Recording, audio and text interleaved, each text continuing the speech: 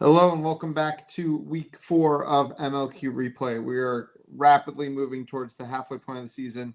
We've put some huge series in the books this weekend, and we're here to break it all down. I'm Ethan Sturm alongside Nick Jablonski, and joining us for the first time this year, and hopefully definitely not the last, Jack McGovern. Jack, thanks for joining us. Ethan, it's so good to be back. I was finishing up finals. I wanted to be here talking about MLQ with you guys, but now I'm ready. I'm working my way back through the film. Loved what I saw in week 4. So yeah, excited to talk about where we've been and where we're going. And hey, thanks to scheduling quirk, you haven't even missed your home team's season opener. So that's exactly right. I have that date circled on my calendar, July 8th. It's one of the matches that I'm really looking forward to, and I think the entire league should be really looking forward to. Yeah, Chicago Prowl versus Minneapolis Monarchs for sure. So, Jack, I know you're kind of joining us late this year, but you are the media guy. You're kind of the press guy, the storylines guy. So, if you kind of had to really, on a macro level, kind of sum up the season so far, what are you kind of seeing from MLQ 2023? Yeah, well, I mean, heading into IQA World Cup 2023, the core from Austin, from Boston, from New York, all look really strong. We've got some very in-form contributors for those teams. I think Austin has got to be the overwhelming favorites right now. I think the Outlaws have looked dominant. And I don't expect that to change during the regular season. I think maybe Boston and New York have separated themselves a little bit in the East Division. And like I was saying, I'm excited to see what Chicago is going to look like with some new additions on their roster. Yeah, I mean, Nick and I heaped some pretty high expectations on the Chicago team in our preseason dialogues, and we're definitely going to see how that kind of comes all along. Nick, before we get into the series, I think last week we skipped our little segment on the concept of cheat codes in quad ball. And I wanted to kind of toss it back because we were kind of doing show notes prep for this episode, and we were saying cheat codes. And I really, really wanted to say Devin Lee, but I hadn't really thought about how I wanted to talk about beaters yet when it comes to cheat codes. So kind of how would you consider, if we're saying a cheat code is something you're guaranteed to get value out of every game, how do you define that in a beater? Yeah, I think it's something that you and I have talked about, though never charted, though I wish we had. Maybe we'll have to go back and do it. We've called it for a long time the Max Havlin assist, sort of that high-pressure, blow-it-up situation where you give your chaser a free goal just straight down the lane, no questions asked. And I think we might have to change it so far this season to Devin Lee assists, given how up-tempo he is playing, how all over the pitch he's playing, how quickly he's turning the ball over up at the top of the field for the defensive half, rather than necessarily turning it over at the back end where you can't get going downhill quite as quickly. I think that beaters that can do that are cheat codes, right? We see it with Austin. League City is turning over the ball at half, though I think that has to do a little bit more with pressing rather than the individual beater contributions per se. But I think that that's something, any beater that can turn over the ball by themselves at half pitch is definitely a cheat code. Yeah, and Devin, to his credit, plus minus a 19 just in the Charlotte series alone this weekend against a really talented beater core. Like you said, he really has kind of been everywhere so far. His press has been phenomenal. We'll get all into that when we go to talk about that series. But we're going to start with our series of the week because I think it was our most competitive one and probably our most meaningful one. Kansas City, for the second time this season, travels down to Texas, this time to take on the League City Legends. Both teams enter the weekend 0-3. Both teams definitely fighting for one of the 4 spots from the division in MLQ Championship. League City throws the first punch and wins 170-140. And Kansas City comes back in back-to-back games on the road as a team who's never traveled well and wins 170-120, 160-100. Takes the series, takes an inside track to making it to MLQ championships, and for the franchise, wins a road series in Texas for the first time ever as a team that's been a part of the league since the South Division was founded. A really huge accomplishment all the way around from the Stampede. So let's talk about a little bit how they did it.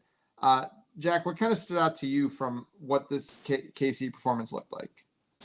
Yeah, I mean, it's been coming for a couple years from the Stampede. And what's so impressive is that they've been able to maintain that upward trajectory even after losing a player like Team USA's Darian Mercigalis. So in this trip to League City, what I saw was the Kansas City Stampede offense really spreading across the half court, taking their space, and being able to absorb pressure.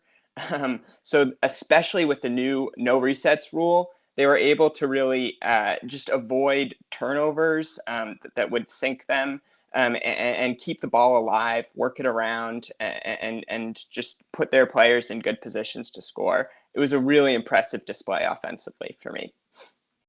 Yeah, and within that quad ball game, I think it's going to be impossible to not kind of call out Riley Usami, who absolutely went off in this series. 18 goals to his name, 6 goals per game.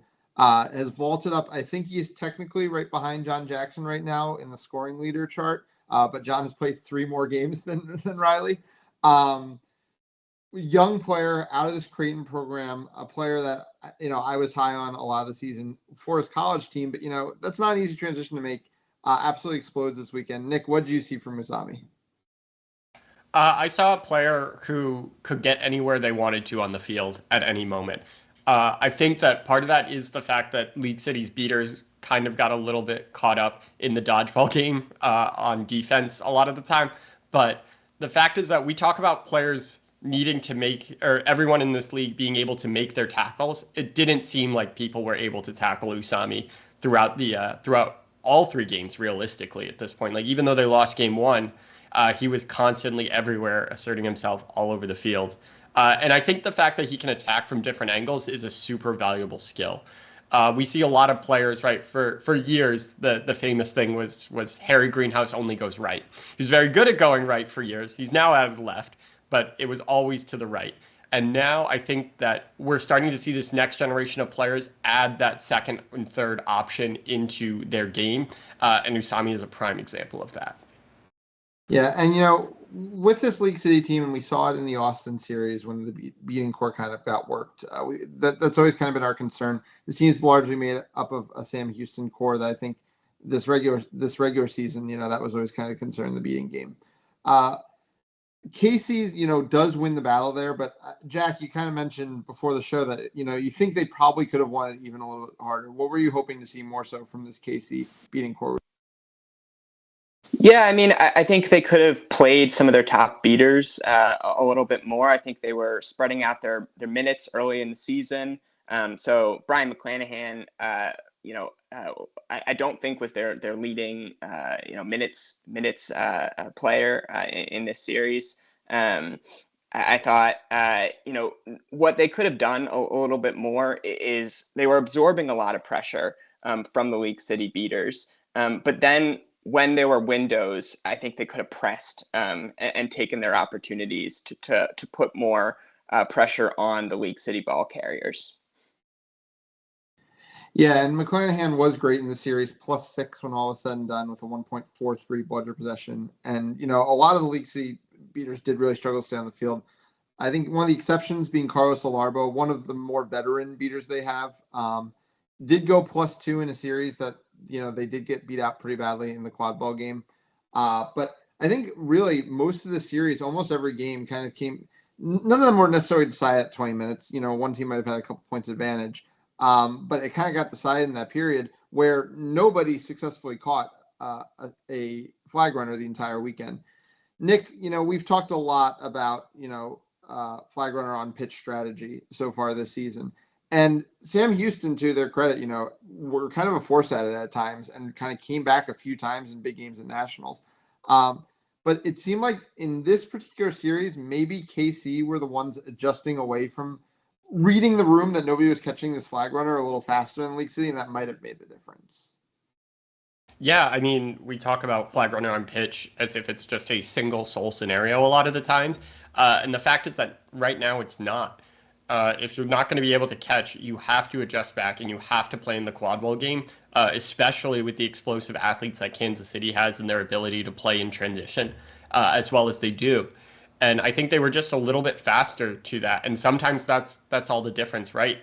Back in 2019, Austin Boston, it was a last second call that changed everything in flag runner on pitch for us in game 2. And that's something I think that teams are starting to figure out and starting to get better at. But definitely something that the veteran leadership of KC tended to recognize a bit quicker this weekend. Yeah, and when we talk about the League City quad ball game, and it was very much the same in the first series against Austin. It's very much the Hayden and the Great show, right? The two in this series combined for 20 of 37 goals for the team. But, teams have been able to key in on Hayden at times, over the course of the last couple seasons because that scouting report's out there. Nick, when a team is when a single player on a team is, absorbing that much gravity, but is also your most skilled player, how do you kind of get the most out of both that player and kind of enabling everybody else? I think it depends on the player, obviously. But with a player of Hayden's skill set, I start putting him in positions where the team collapsing to him creates massive openings. And that's not up top, right? If the whole point of zones is to clog that top middle and make it very, very difficult to work from. If I'm going to be keying in if I'm a team defensively keying in a Hayden Boys, the places I don't want him are directly behind hoops at that X position, as it's been called, or off to a wing where he can attack dead center while the beaters engage, but not from a head down standpoint. And he was getting to those spaces a lot of the time, which I thought was really impressive from this League City team to recognize that this Kansas City team was going to go all out.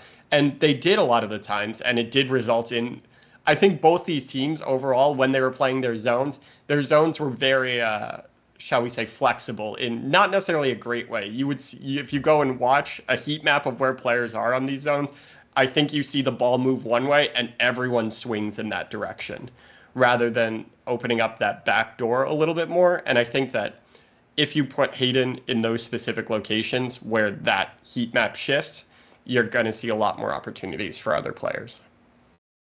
Yeah. So Jack, as we kind of look forward into the kind of situation for League City, they're, really going to need to try to find a win traveling to New Orleans if they're hoping to kind of find a way to MLQ championship.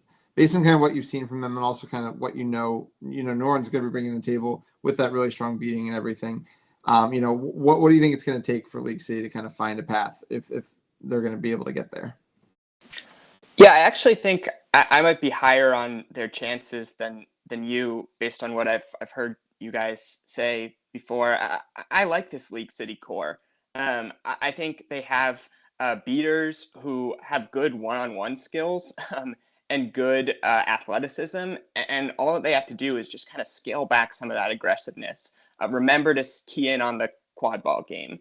And so I think the pieces are there. I think the quad ball core is coming together. I think this is an improved League City quad ball core, obviously with Gradu Siafre, but also I think players like Chris Dorsey and Sarah Stewart were making important contributions. So I like what I'm seeing from the Legends, and I think they have a real shot to beat the curse. Awesome. Yeah. Jack, we didn't have the balance of your optimism. That's what we've been missing all season. So it's good to have you back. Just a couple notes I wanted to make on the series real quick before we get to our interview. First, we didn't get a chance to mention Sena Morimoto, but I think he continues to drive a lot of the offense on this team. Usami, tends to create for himself a lot of the time, but, if he's not doing that or if the team's not in transition, I think the ball is most comfortably and confidently in his hands on this offense. And also I want to mention that 6 games in, the Stampede still haven't caught a flag runner. And, Joe Goulet obviously leaving the team, rejoining Minneapolis this summer. Goulet, obviously a fantastic seeker. This team can probably make it to MLQ champs at this point without catching a flag runner, but I'm not sure that they can actually, get as far as I assume they might want to get. And we're going to talk to Senna about this in a moment. without catching a few. So it'll be interesting to see kind of who can step up for them in that regard. Any other notes you guys want to make before we jump into the interview? Awesome. All right. So we're going to bring in our first interview of the night. Kansas City Stampede chaser Senna Morimoto. Senna, thanks so much for taking the time. Thanks for having me. Awesome. So as we were just kind of alluding to, a lot of turnover on this team this year. You know, a few people you've played with for almost your entire quad ball career leaving the team, and some of these younger players from this Mizzou program, from this Creighton program, kind of joining the team. Was this team kind of setting expectations coming into the season? I mean, like you mentioned, right? Like a lot of people, I mean, even our previous head coach isn't with us anymore, and so we had to figure out, what leadership looked like, and then kind of working together, especially with, the different areas that we come from. So working together, and we want to make this kind of a group effort to get our wins in the South Division here. Yeah, so like we were saying, you guys get your first ever series win, traveling down to Texas for an away series.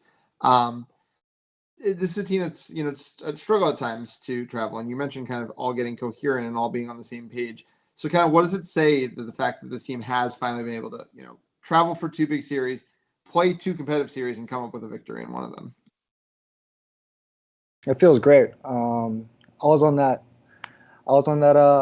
trip last year to Houston, and we got swept with 11 or so, and so it felt really bad. And this year, I think we wanted to, get our wins when we can, and we want to be in the best possible chance when doing so. So awesome. So, Senna, you're part of the Creighton coaching staff this season, along with playing with the Warriors, and so now it's kind of your first time that you're now playing with the people that you got to coach this season. So what kind of has that experience been with you? And if you want to even, as a follow-up to the question, kind of talk about, since we were kind of hyping up Riley, kind of the experience of coaching and playing with Riley so far. It's been fun. I mean, Riley, I've never had the chance to play during my Creighton career. So being able to put on a jersey and be on the pitch with him is absolutely fun. He's a good kid, good character. So, I'm really excited to see him grow, especially in this MLQ season, and, take it back to Creighton. And, that's along with all the other Creighton kids. But, I'm having a blast right now. Awesome. So you mentioned kind of hearing, the seeker woes that you guys have had so far without any grabs. In games 2 and 3, you guys, in my eyes at least, one of the determining factors, I think, is that you guys kind of gave up on really going all out for that grab faster than League City did. So after week 1, you guys kind of can't come up with it, including that game 2 that was so close, but, you guys couldn't come up with the grab. Were you guys, is it something you guys had talked about? Like, hey, we might have to play some of these games where, maybe we are just trying to win in the quad ball game rather than seeking. And how do you guys kind of think the seeking game is going to kind of proceed going forward? Yeah, I think in the situation we were in, we were up in goals going into flag runner and pitch. So we said, hey, let's trust the seeker, or the snitch. Snitch is good. So we decided we wanted to kind of just focus on the quad ball game and try and get 6 early. Senna, thanks for joining us. Could you take me through your personal growth as a player? Like, I loved watching you this weekend. Like, you were looking so confident on the ball. You could just do so much. Like, you were distributing, just like being the Swiss Army knife that your team needed. Take me through like how you've gotten to that point the past couple seasons. Yeah. Obviously, after my last year at Creighton, I had the chance to join the Warriors, and I learned a lot from that program there, and wanted to bring kind of what I learned from there to the game that I play, in the future. So, I mean, this was a good first great chance for me to show what I learned through all of last season, with some really exceptional players, really good coaching staff. So I was able to kind of bring that to the table and Yeah, I feel more confident with the ball. I feel more like, especially with the people that left, I feel like I have to be the one with the ball and I have to be the one making everything work. So I do feel confident in that aspect there. Hey, Seno. I think this might be the last question, but so with the on the table, a championship being arguably the closest series, barring any home series, for your program, I think ever. Maybe even for Creighton. I'm not sure on some of your travels. I guess maybe to Kansas. Um, how excited are you to see MLQ Championship be under 4 hours, under double-digit hours from your home city? Well, this would be my first chance to ever go to a championship, so I'm very, very excited. And I'm gonna try and get as many people as I can bring along with me. But I'm really excited. I think I speak for everybody, but we're really stoked about it being in Des Moines this year. Awesome. Well, Senna, thanks so much for taking the time tonight. We're really excited to keep watching this Stampede team the rest of the season and hope to see you guys at championship. Thank you guys. Have a good night. All right, so we're going to jump over now to our East Super Series, one of two Super Series we have this season, with the South one coming up late in the season. This one featured the New York Titans, the Charlotte Aviators, and the Ottawa Black Bears. Every series did end up being a sweep in this one, with the Titans sweeping both opponents and Charlotte sweeping the Ottawa Black Bears. The Titans, with their two sweeps, becoming the first team to officially qualify for MLQ Championship. So results overall, just really quick running through, the Titans sweep Charlotte 200-115, 190-60, and 175-70. They sweep Ottawa 215-30, 255-10, and 240-40. And then the Aviators sweep Ottawa 195-40, 245-90, and 235-60. Guys, I think probably the easiest way to go about this is kind of going team by team, if that works for you guys. So let's start with this New York team, who does come up with the two sweeps. And I know we kind of started the conversation with Devin Lee, but I think it kind of is an oversimplification, because Devin's been awesome, but so is kind of the entire beating core, because we saw this Charlotte beating core really hang with a good Boston beating core a few weeks ago, and they got absolutely doused by this New York beating core. Nick, what have you been seeing from these beaters and the way they're playing? It is so fun to see talented beaters play in a non-conservative system defensively. I think one of the reasons Boston struggled against this Charlotte team is defensive in the dodgeball game, was because they played pretty conservatively on defense and they wanted to retain control a lot of the time. This New York team, I think, views control as a disposable stat, in terms of they keep it a lot of the times, but they're willing to use it aggressively on defense and aggressively on offense in order to make things happen.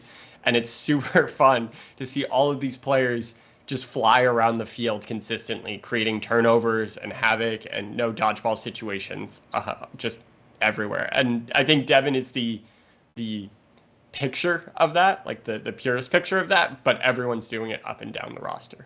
Yeah, Jack, what do you think of this kind of style of play this Titans team is coming out with this season? Yeah, I mean, it's the story of the weekend for me.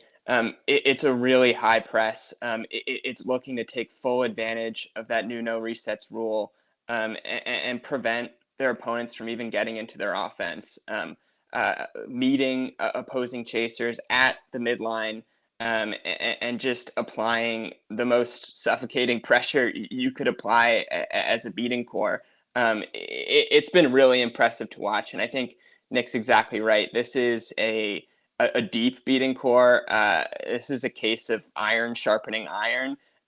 You have the bigger name players, the Devin Lees, Tessa Mullins, Byron Ng, but down the line, Kerry Donnelly, Vinny Chico are playing really well right now.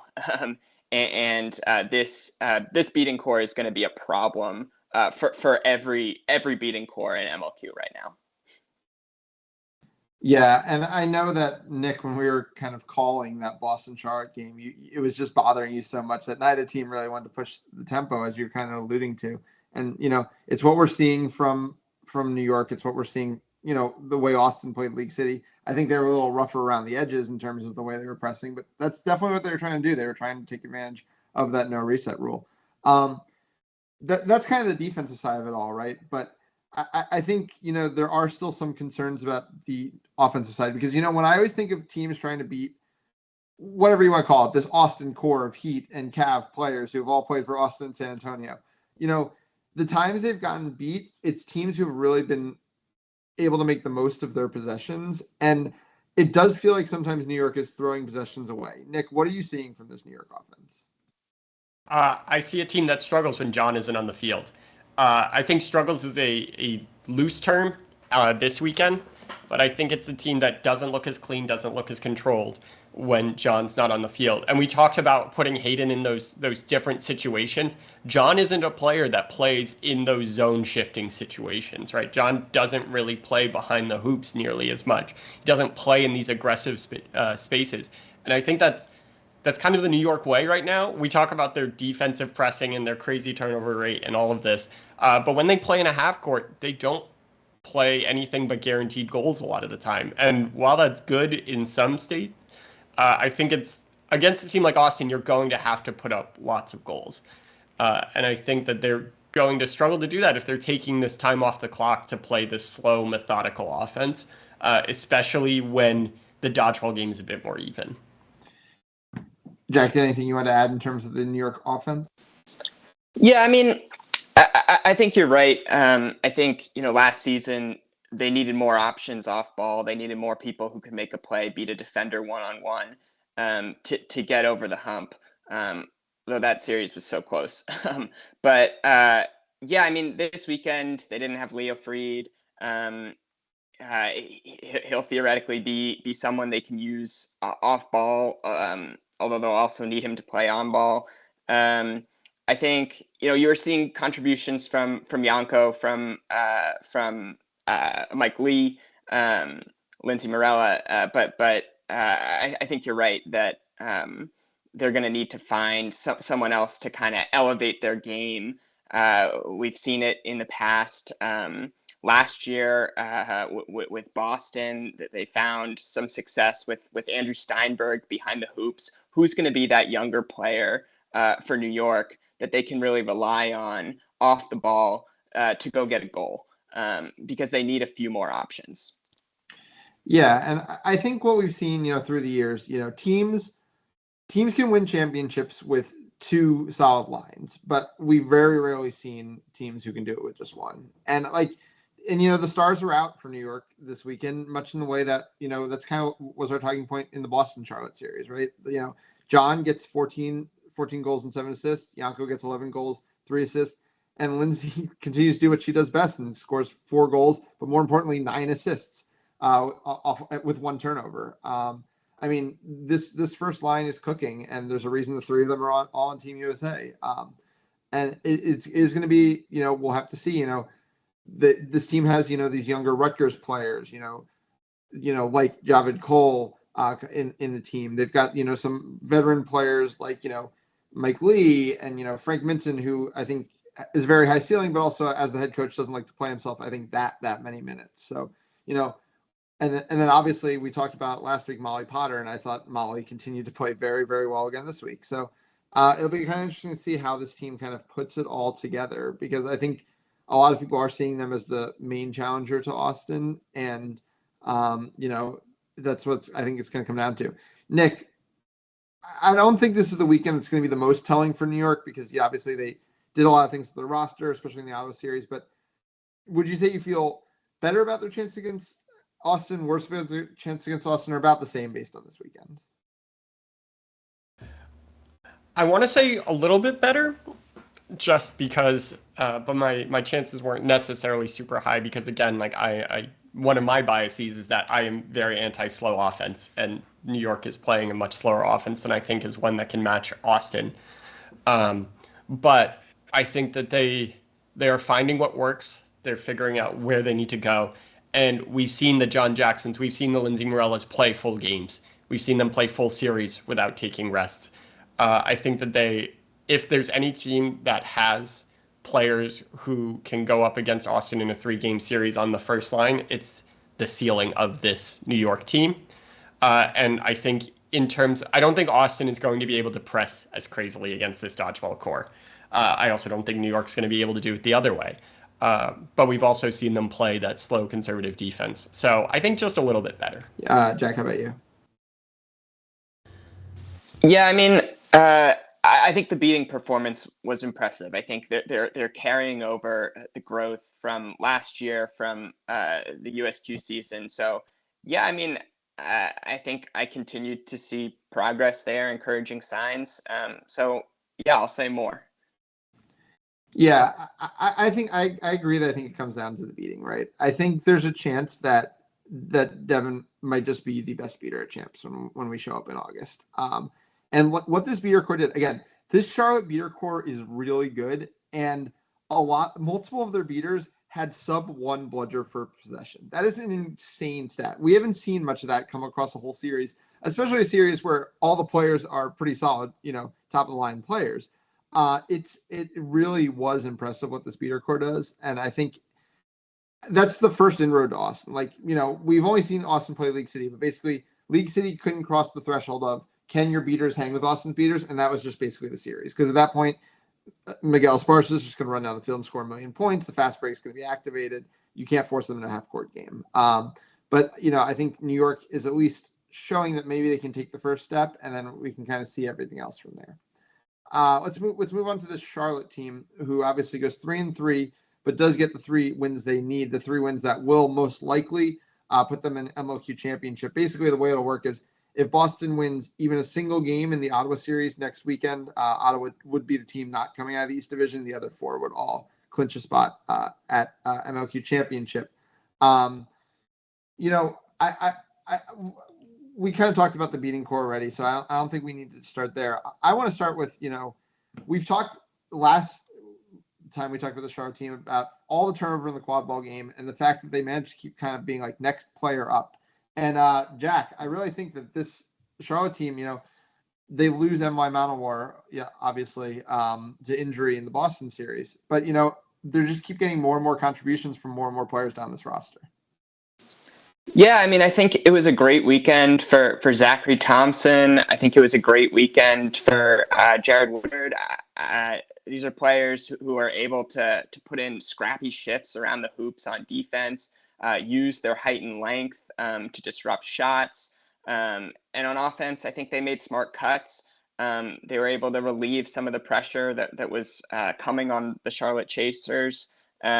So, yeah, I mean, I think there's a promising future with the Aviators with the development of players like Thompson and Woodard.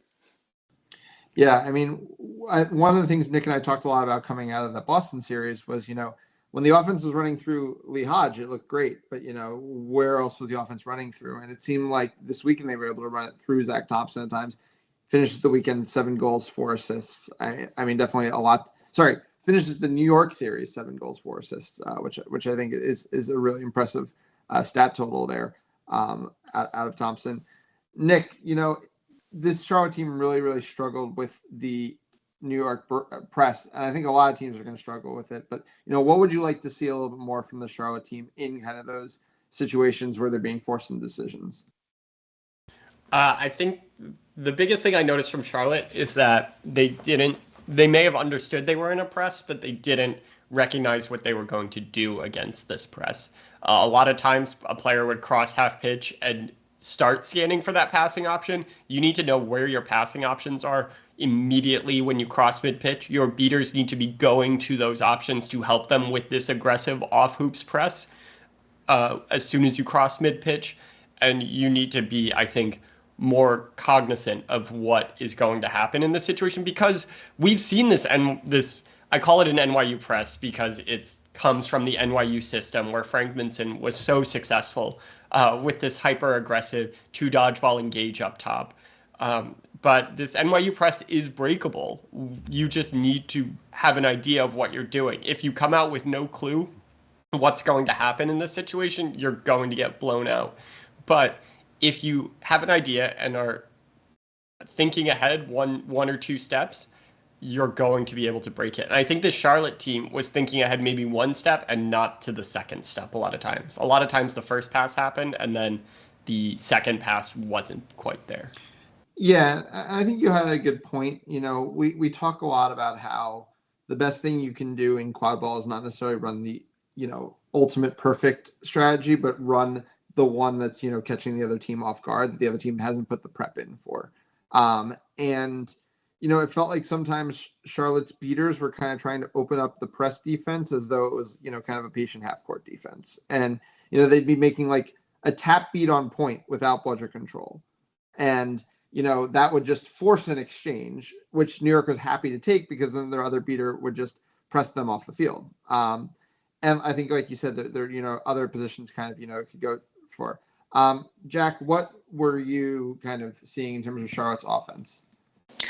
Yeah, I mean, I think I think what they needed to do was maybe some more spacing. Looking at Kansas City might actually be helpful in seeing how they're able to really use the entire half court and feel comfortable making long passes. So when you have that really high pressure, you can look to go behind the hoops and go far. And then rush to present passing options. I think there just needed to be a little more of supporting each other and like Nick said, like awareness of when your teammates are in trouble. Yeah, for sure. And I think ultimately, Jack, when he was giving his big picture, views, he was saying New York, Boston, and Austin are kind of pulling away. So Charlotte's the only team, in the country who's had to see two of those teams. And the one time they got to not see one of those teams, they put, Ottawa right into the floor like they needed to. So, I mean, I think given that the Charlotte team we had all kinds of questions about, and they were super young coming into the season, and then obviously they suffer even more injuries, Manowar, and then, Burl Womack picks up an injury this weekend after, I think, playing pretty well in the Boston series.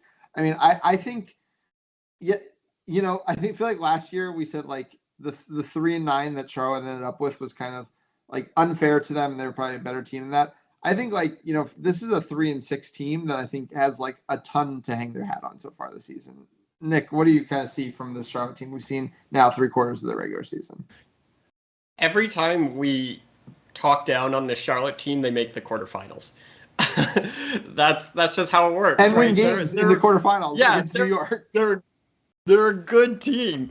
I think that they just need to come in with an idea of what they're going to do, and have that idea match what they're going to play against. I think that we saw that in the Boston series, right? When a team plays a conservative defense against this Charlotte team moves the ball well. I broke down one of their plays for 2 minutes, just even though it was a one-pass play, and I think it's the future of the sport. This is a team that has ideas and continues to impress. They just need to put those ideas against teams that match up against them rather than trying to, let's say, fit a square peg in a round hole kind of situation. Yeah, I mean, I'll tell you, like, Charlotte, they've lost to Boston, New York, sure. They beat Ottawa, sure. But, if I'm Washington, I'm pretty nervous about the series I have coming up next month because the Charlotte team looked a lot better against Ottawa than Washington did, and the Charlotte team was one goal away from winning a game against Boston, which I think is a lot more than Washington is. I mean, yeah, they hung with New York in that game one as well, but I mean, I think we talked about how the marquee East Division series are really backloaded this season, and this Charlotte Washington I think is definitely shaping up to be one. Jack, do you agree? Yeah, I definitely do. And I think it comes back to this Aviators beating core. If you remember last year in the play-in bracket, when Matt Brown went down for the Indianapolis intensity at the time, the Charlotte Aviators beaters ran a pretty good intensity beating core off the pitch. And so I think you're absolutely right that they played two of the best beating teams in the country. I'm sure it's not the performance that they would have wanted in the beating game against New York this weekend. But if I'm the Aviators, I'm still hanging my hat on my ability to outbeat most teams in MLQ. I don't think that's changed at all. If you're Cody and Celine after watching last week's Washington Ottawa performance, how can you not be salivating as a beater pair? I just think they're going to be very confident going into this series, and it's a home series for them. I think we talk all the time about Kansas City being a strong home field advantage. I think that we haven't had enough of a sample size for it yet, but I think Charlotte's probably going to be up there when all is said and done. I think that this is a team that I'm super excited to see what they do the rest of the season. Awesome. So let's move into our last team from the Super Series, the Ottawa Black Bears, who obviously have a tough back-to-back run where they come right off their Washington series and then have to get thrown into this really tough series that they have to travel for, and traveling down a couple key pieces as well. Jack, obviously, as Nick and I talked about a lot last week, coming off that really impressive showing against Washington, this is not last year's Ottawa team. So as someone kind of jumping in the season late, were you kind of surprised by anything you saw, on the field from the squad? Yeah, definitely. No, I can see it. They're playing much more cohesively. They're supporting each other on defense and offense. I think Antoine Barassa was filling their role as a ball carrier well and playing strong defense around the hoops. And then where this team, I think, really excels is that their female chasers, I think, are outstanding. I mean, Haley Yap, we've talked about before. She's going to be one of the main contributors for Team Canada this summer at the IQA World Cup. And then I was also impressed by Ellie Kaluchik, has good hands around the hoops, and was able to use her size as well to get a couple buckets. So yeah, definitely impressed with what the Black Bears are doing. Yeah, Yap, the 9-goal performance just against Charlotte alone. Nick, what have you seen from this? We're obviously getting one more look at them, but this team, is young, and it seems like a lot of its players are taking big steps so far this season. Yeah, I mean, I think it's a team that's not scared anymore, right? Regardless, like last year, there was a lot of timidness about how they played, a lot of walking very slowly up on offense, a lot of trying to figure out a lot of direction, pointing people where to go, how to interact, where to play this in the field. And against the rest of the East Division, you cannot be doing that. And this time, I think that there was definitely more of that case. I think they were absolutely outmatched in the beating game, top to bottom, against Charlotte and New York. But they're just a consistently impressive team for the time that they've played and the level that they're at right now. Again, I think that this team probably, if they finish the season 0-12, is probably one of the better 0-12 teams that we've seen just in terms of ideas and where they're going to play. Yeah, and I think ultimately, now that we're, seeing Ottawa as, a more competitive team after the season, it kind of brings us back to the age-old question that, we've seen Canadian teams run into again, which is who's going to be that great, Canadian beater that kind of pushes one of these teams to that next step. Zach McDonald, Toronto jokes aside, and, we've gotten a number of good performances, specifically out of David Donos and Luis Charles Dupont, who we kind of highlighted last week. And, that was enough for this team to be able to kind of hang with the Washington beater core. But, when these Canadian teams kind of run up against these really, really top-end beater cores, there's just never been an answer. And I think that was ultimately the thing they ran into this weekend. We're high on a lot of their quad ball players, and that was even without, Alex Naftel playing minutes this weekend, without Darren Bell playing minutes this weekend, players who were huge for them last week. But if you can't hang in the beater game against these top teams, it's just really hard for anything else to matter, especially in this high pressing, no reset meta game. So yeah, it'll be interesting to see, how they develop. I hope they can keep this team together. I hope they can keep growing. And as you mentioned, it's going to be fun seeing some of these players at the IQA World Cup next week as well. Either of you want to make any last notes on the Super Series before we jump into our interview? Awesome. Then we're going to bring on head coach and chaser for the Charlotte Aviators, Lee Hodge. Lee, thanks so much for taking the time tonight. Yeah, thanks for having me. So, as we were been alluding to, as we talked about your team this season, obviously it's a big turnover season for you guys. Actually, really similar to the conversation we were just having with Senna, with a lot of, key players going out and a lot of young players filling in the roles. What, as coach, were you kind of setting as your goals and expectations for the season, and how do you guys feel like you've kind of managed them through 9 games? I think our biggest goal, well, for me personally, was just to kind of develop the younger players. Like, we have a lot of players coming from UNC and NC State, and then we also have kids coming in from Wilmington.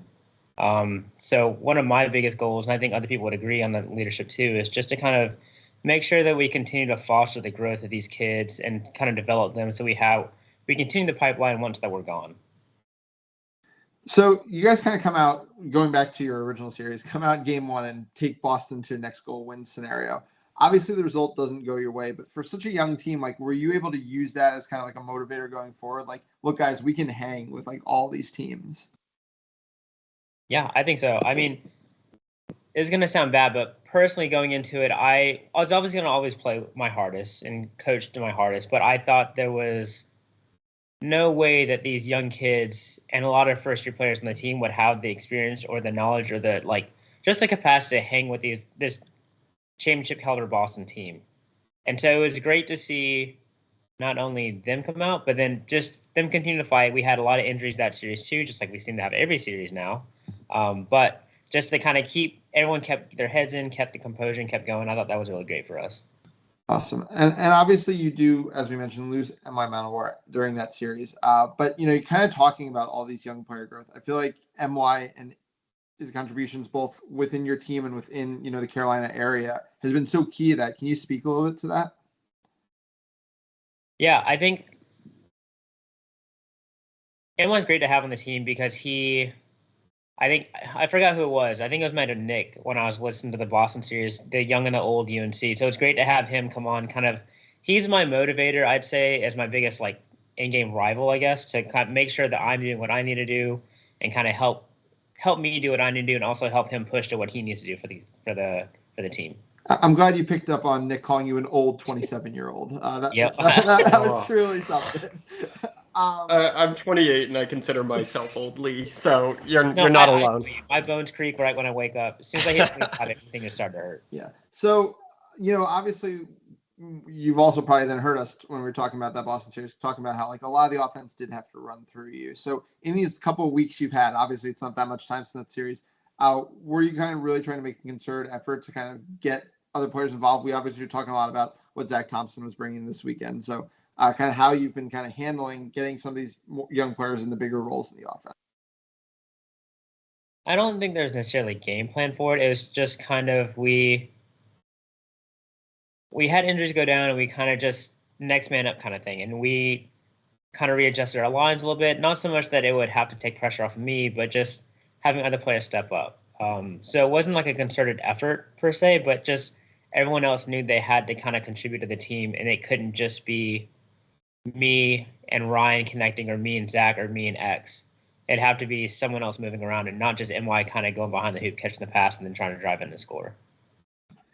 So obviously, we're talking about your last regular season series is this Washington series. That's obviously going to be very big for, it's kind of your shot to maybe finally grab third place in the East Division. You've gotten to, look through the tape of 2 of their series. How are you guys kind of feeling coming into that series? I think we're looking pretty good. It was tough to kind of gauge the Ottawa film because, they didn't have Tyler Trudeau, Rachel Hild, and I think Brian Mulcahy, TJ. So, it's tough to gauge that. But I think that how they looked going into the New York series was pretty reminiscent of how we played them. Games 2 and 3 for them. Game 1, they played a little bit close to New York. But I think we matched up pretty well, and we always seem to have a really good series no matter what happens. So. Yeah. New York, we were talking about, really kind of pushed you guys with that high press in a way that Boston didn't. Was it something you were expecting? Kind of how have you guys kind of been handling the changes in strategy with this no reset world? Yeah, so I credit a lot of this to Joey Galtelli coming over from Austin, coming back to the Carolinas, and then Cody LeBeau. We have film sessions every week. And so one of the things that we really looked at when we were looking at New York was how high they were pressing and working on – it didn't always work out, but trying to find where the pass options would be, We knew that Devin or X is going to come up high, find the open option, and then find that second option in the back. Didn't always work out, but it was something we definitely game planned. Yeah. You guys obviously had a little turnover in your beater core this year, but way less than a quad ball. Can you kind of talk about your kind of veteran beaters and the stability they brought to your program through, the 3 years of its existence? Yeah, I mean, Celine is a god. So, I mean, having her around is pretty much like you guys talk about cheat codes. She's the rock of our team. Obviously Cody, he's the mastermind behind all like the brains, Joe's great arm. So it's been really good to have them come around and kind of help these newer players like Mickey Harrelson coming over from Duke. It was her first year playing beater last year. She played chaser all in college, and then having Lauren Hirsch come in as a beater from NC State. It was funny talking to her because she's never even heard of Team USA before this even came out, and she's the captain of NC State. So it was funny to kind of talk to her and hear that, and have her come in, play these minutes against teams and players like Devin Lee, Tessa Mullen, things like that, and kind of hold her own. Lee, thanks so much for coming on. I'm glad you talked about, mentioned the international game there, because I wanted to ask you about the African Nations team you'll be coaching. Just wanted to hear a little bit about how things came together and how you're preparing the team for Richmond in a couple weeks. Yeah, so I kind of have to defer a lot of that credit to Christian Barnes because he's kind of the one doing a lot of the stuff. But leadership with me, Obi, Christian, James.